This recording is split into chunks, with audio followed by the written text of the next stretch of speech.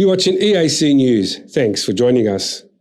Some 36,000 Americans or more die by firearms every year, or about 100 a day. The United States leads high-income countries in gun violence, accounting for 9% of firearm homicides globally, with 4% of the world's population, while also possessing more civilian-owned guns of 393 million to any compatible nation.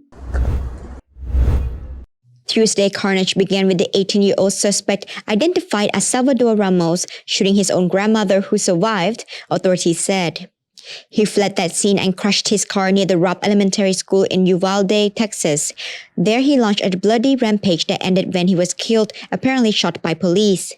A day after a gunman killed at least 19 school children and 2 teachers at a Texas elementary school, some Americans are starting to stand up and voice their opinion about gun laws.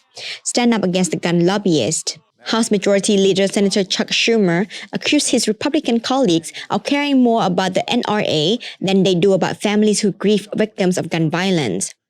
It's sad the world that we live in. We need to reform that. Guns shouldn't be as easily accessible, like it's easier to get a gun than baby formula right now, said Warriors Damian Lee. Warriors star point guard Steph Curry echoed his coach Steve Kerr's emotional pregame news conference where he called for a stricter gun control, before adding that he could not imagine the pain and grief felt by the families affected.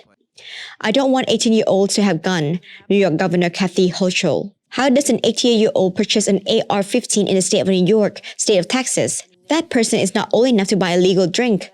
I want to work with the legislature to change that. I want it to be 21. I don't want 18-year-olds to have guns, at least not in the state of New York.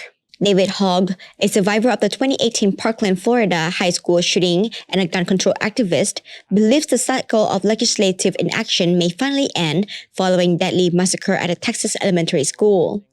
It just has to be different, he said in an interview outside the White House on Wednesday, 25th of May. I want anything. We gotta save lives now. Tearful tributes to the young victims of the Texas primary school shooting. Marta Rubio, one of the many who shared memories of their murdered relatives and friends on social media.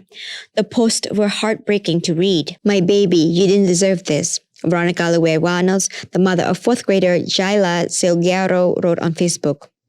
I just want to hold you and tell you how pretty you are. I want to take you outside and practice softball. I want to go on one last family vacation. I want to hear your contagious laugh, and I want you to hear me tell you how much I love you, the post read. In another social media post, Steven Garcia paid tribute to his late daughter. Our Ellie was a doll and was the happiest ever. I was gonna DJ for her at her party like she wanted me to. Messages of support and condolences poured in on Garcia's page. Not only was she my little cousin, she was also my daughter's age, Eli B. Roos wrote. Remember the day of my dad's funeral, Steven Garcia gave me a big tight hug.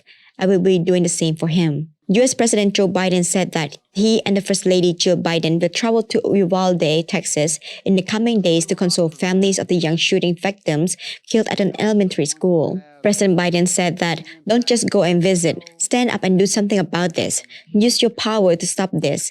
Innocent children are dying in your own backyard in a war that could be stopped by you. You couldn't own a cannon. You couldn't own certain kinds of weapons.